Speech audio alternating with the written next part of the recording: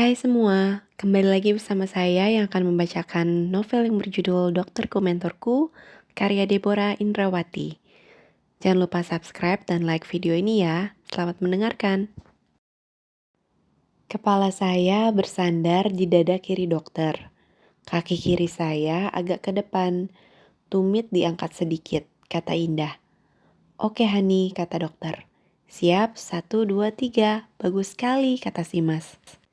Sekarang tangan kiri saja pegang pinggul saya, tangan kanan melingkar pegang bahu kiri depan saya, sambil wajah dokter menatap saya yang sedang menatap ke kamera, kata Indah. Oke sayang, kata dokter. Bagus, 1, 2, 3, kata si Mas. Satu lagi ya Mas, kata Indah. Iya, tidak apa-apa non, restoran belum banyak tamu, kata si Mas. Sekarang dokter angkat saya sampai saya lebih tinggi sedikit dari dokter dan saya akan mengembangkan tangan saya seperti mau terbang. Kaki kiri saya ditekuk hingga sejajar dengan lutut. Muka kita ke kamera dok, senyum sedikit, kata Indah. Oke Hani, kata dokter. Ambilnya dari samping mas, kata Indah. Baik non, mulai ya, 1, 2, 3, kata si Mas.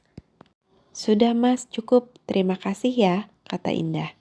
Sama-sama non, kata si Mas sambil mengembalikan kamera pada dokter. Dokter menerima kamera itu lalu memberi uang jasa pada si Mas. Terima kasih pak, kata si Mas. Sama-sama, jawab dokter sambil senyum ke Indah. Kenapa senyum dok, tanya Indah. Dia panggil saya pak, panggil kamu non, padahal dia sudah lihat bawa anak dan dia juga kan lihat pose kita saat di foto. Mungkin karena wajah kamu belum cocok dipanggil ibu, kata dokter sambil senyum. Berarti matanya sama dengan dokter. Menduga saya remaja yang diambil pacarnya yang tidak bertanggung jawab dan anaknya sudah lahir yaitu Tania, canda Indah. Dokter tertawa lalu berkata, kira-kira saya siapa ya menurut si Mas, kata dokter menimpali canda Indah. Dia adalah orang yang baik, yang jatuh cinta pada pandangan pertama dan mau mengambil alih tanggung jawab dari pacar si remaja itu. Padahal dugaannya salah, tapi tetap saja cinta dan bertanggung jawab, canda Indah. Mereka berdua tertawa terpingkal-pingkal. Lalu dokter berkata, kenapa candaan kamu bisa persis dengan kenyataan sayang? Karena memang begitu adanya. Ayo jalankan tanggung jawabnya. Sudah lapar nih, kata Indah sambil menunjuk perutnya. Oke Hani, saya juga sudah lapar. Tunggu ya, saya taruh kamera dulu di mobil. Setelah dokter menaruh kamera di mobil, mereka masuk. Dokter menarik kursi buat Indah lalu buatnya. Mau makan apa sayang, kata dokter sambil melihat daftar menu. Tunggu, mau tanya dulu. Lalu Indah melambaikan tangannya pada pelayan yang tadi. Pelayan segera datang. Ya non, katanya. Favoritnya di sini apa mas? Tanya Indah. Banyak non, tapi yang paling banyak dipesan di sini gurame tauco. Dokter mau? Tanya Indah. Boleh, sayurnya apa? Tanya dokter. Kangkung tumis serasi mau? Tanya Indah. Ya mau, jawab dokter. Sudah ya, itu saja dulu, nanti gampang kalau kurang, kata Indah. Order ya mas, kata dokter. Baik pak, kata si mas yang sudah siap dengan nota dan pulpennya. Gurame tauco ukuran untuk 2 orang, kangkung tumis terasi 1 porsi, nasi bakul kecil saja, kata dokter. Minumnya, tanya si Mas. 2 gelas air putih hangat, kata dokter. Ditunggu ya, kata si Mas. Nasi bakul kecil isinya berapa piring, dok? Tanya Indah. 1,5 piring, kata dokter, sambil menatap Indah. Kenapa menatap saya terus, dok? Kata Indah, dengan senyum. Kamu manis sekali sayang, tadi di mobil kan tidak bisa menatap kamu, kata dokter. Dokter juga keren, giginya rapih, perutnya rata walaupun sudah berusia 45 tahun.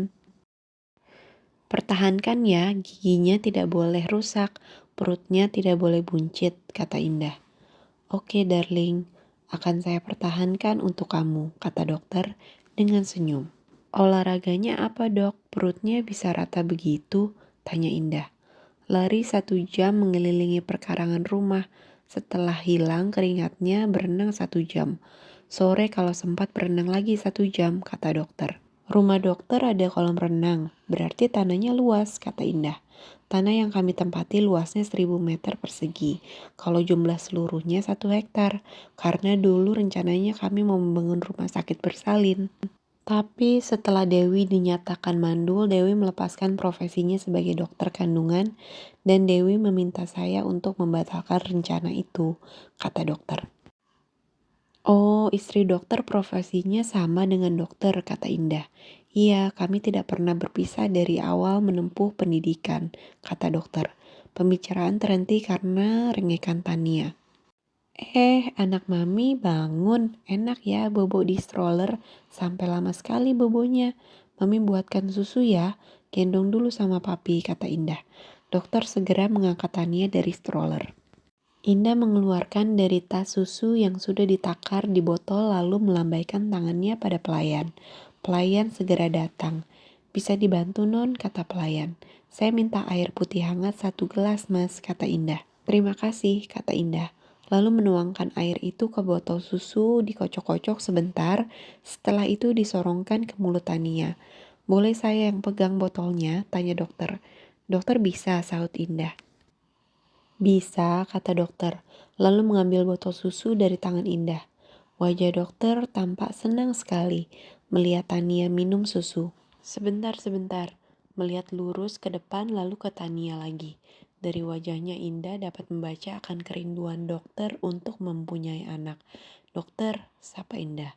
Iya sayang, jawabnya seperti tersentak. Dokter melamun ingin punya anak ya, kata Indah. Kamu peka sekali sayang, kata dokter. Menatap Indah lalu berkata, keinginan ini pernah ada saat kami baru menikah 1 sampai 2 tahun. Tapi setelah Dewi divonis mandul, saya berusaha melupakannya dan mencoba mengerti bahwa hidup ini ada yang mengatur. Manusia hanya bisa berkeinginan, keputusan di tangan Tuhan. Indah menatap dokter lalu berkata, kalau sama saya nanti juga tidak punya anak bagaimana? Walaupun dokter dicek semuanya normal, tapi kan tidak jaminan kalau sama saya pasti punya anak. Buktinya Om Adam dan istrinya menurut dokter keduanya normal, tapi sampai sekarang tidak punya anak. Juga om saya yang di Bandung dicek normal. Kalau istrinya memang sudah pasti normal, karena sebelum menikah dengan om saya punya anak dari suaminya yang dulu, sehingga mereka benar-benar yakin akan punya anak. Dari bulan ke bulan sampai tahun ke tahun menunggu namun penantian mereka sia-sia, karena tidak punya anak juga sampai sekarang. Hani, tadi kan sudah saya katakan bahwa hidup ini ada yang mengatur, kata dokter. Tapi kan istri dokter mau anak sampai dia rela membagi cinta dokter ke saya. Iya benar, Dewi memang ingin sekali saya punya keturunan.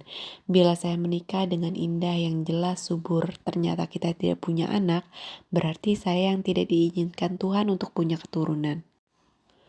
Indah tidak salah, Dewi pasti mengerti itu sayang, tidak usah dipikirkan. Lagi pula kita kan punya Tania dan Todi, kata dokter. Enak ya kalau bicara sama dokter. Bila ada yang mengganggu pikiran saya, pasti dokter bisa menenangkan. Beda sekali sama Ronald. Kalau ada masalah, saya bicarakan sama dia, bukan ketenangan yang saya dapatkan, tapi jadi pusing karena dia kembangkan masalah jadi 2 sampai 3, kata Indah sambil ketawa. Jadi sekarang saya terbiasa menyelesaikan permasalahan sendiri, tidak seperti istri-istri pada umumnya. Tapi tidak apa-apa, dengan begitu otak saya makin terasa, membuat saya lebih peka.